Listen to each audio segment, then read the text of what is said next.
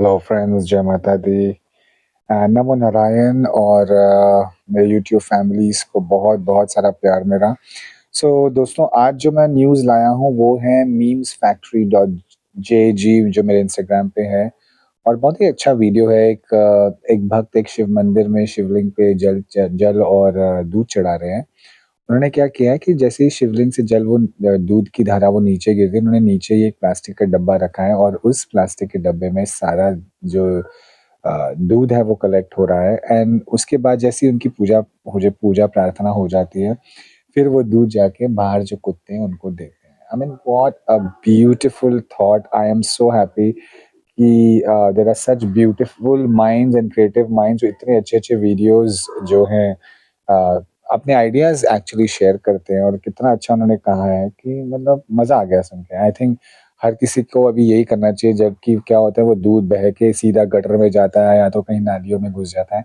क्यों ना हम वहाँ पे एक प्लास्टिक का डब्बा रखें जो जितने भी कुत्ते हैं या बिल्लियाँ हैं उनको दे सकते हैं। Beautiful act. Thank you so much दोस्त आपने इतना अच्छा रिकॉर्ड किया। मेरा दूसरा वीडियो जो आज मेरे इंस्टाग्राम पे है वो है नॉलेज डॉट वर्ल्ड पे एंड उसमें दिखाया गया है कि दुबई ने 500 करोड़ का दुनिया का सबसे बड़ा मेगा डमरू बनाया है।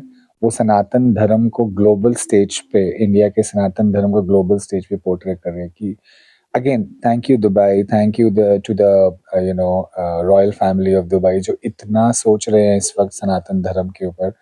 And why would an Islamic country think about Sanatan Dharma डमरू? कहीं न कहीं we Sanatan Dharma is people from the Sanatan Dharma is definitely leaving a lot of impact because मुझे ऐसा लगता है कि सनातन धर्म एक बहुत प्योर एंड हर चीज़ का हमारे पास प्रूफ है एंड वो प्रूफ ऐसा नहीं है कि आज क्रिएटेड है, it's from millions and millions and millions and millions and trillions of years ago से। So thank you Dubai for giving such a great gesture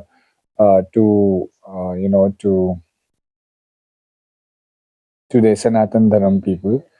And my second video, which I am watching right now, is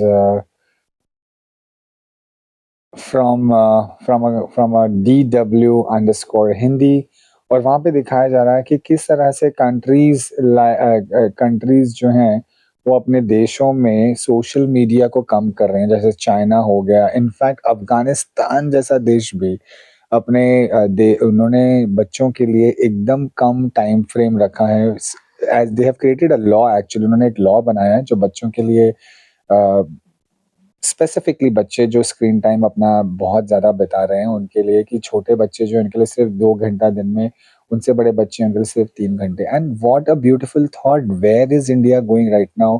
I think 90% of the Indian families are struggling with the same problem कि उनके बच्चे I mean, most of the time they're just stuck on the screen.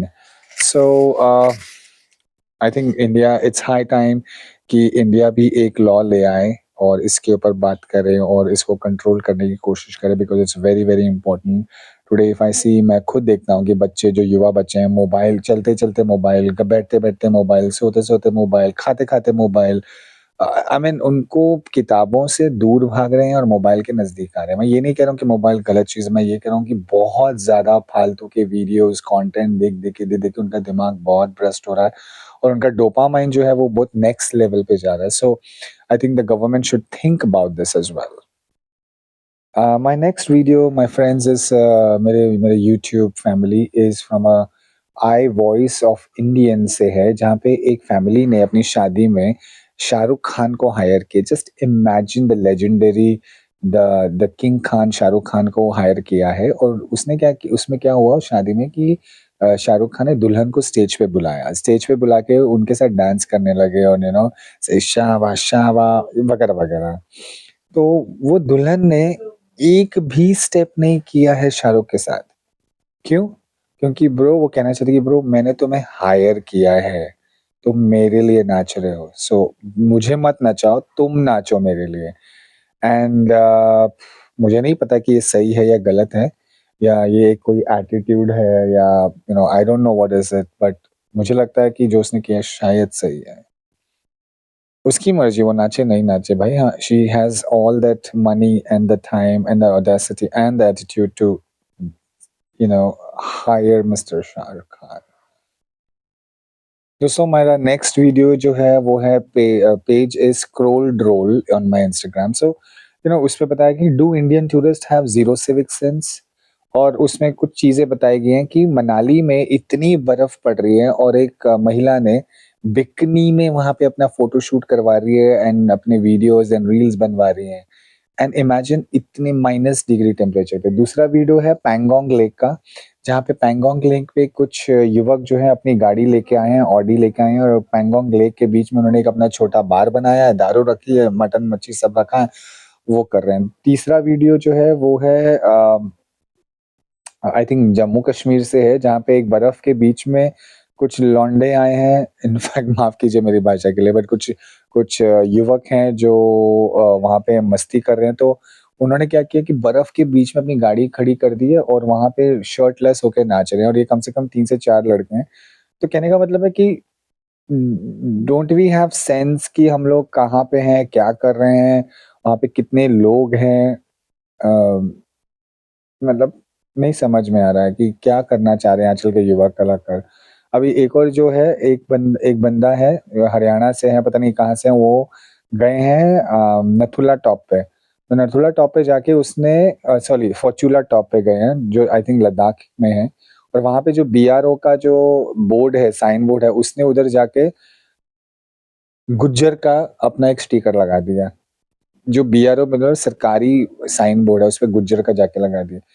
कहने का मतलब है कि क्या करना चाह रहे हो and what are you even trying to do on this?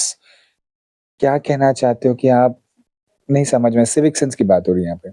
दूसरा है कि एक इंडियन फैमिली थाईलैंड गए थे एंड वहाँ पे उन्होंने उन्होंने थाईलैंड में जहाँ पे बौद्ध प्रतिमाएँ हैं, वहाँ पे उन्होंने काफ़ी सारे बौद्ध प्रतिमाएँ देखी और उधर ना आम के पेड़ लगे हैं, जहाँ जिसकी छाया के नीचे बौद्ध प्रतिमाएँ। वहाँ पे उन दोनों को प्लान है कि यार कितने अच्छे-अच्छे आम लगे हैं इस पेड़ के ऊपर, घर लेकर जाते हैं, वहाँ पे आम का अचार बनाएँगे। और बाकायदा उन्होंने स्टैच्यू के ऊपर खड़े होके आम तोड़ने की कोशिश की है। तो थाई गवर्नमेंट और थाई लोगों ने उनको बहुत गुस्सा आया कि ये क्या चल क्या रहा है? मतलब I think India really needs to work on their civic sense and युवा जनरेशन के हाथ में ये पूरी लगाम एंड रिस्पॉन्सिबिलिटी है कि आपको अपने सिविक सेंस को अच्छा और बेटर बनाना है। अगर हम विदेशों में जाके अच्छी ज़िंदगी जीना चाहते हैं, तो हमारे देश में रह के हम क्यों नहीं जी सकते? तो इन सब की दोस्तों रिस्पॉन्सिबिलिटी हमारे ऊपर है ना, हमें इसकी ज़िम्मेदारी लेनी पड़ेगी। Thank you so much to my YouTube family, my brother, my sister, all of you, thank you so much, good night, see you tomorrow.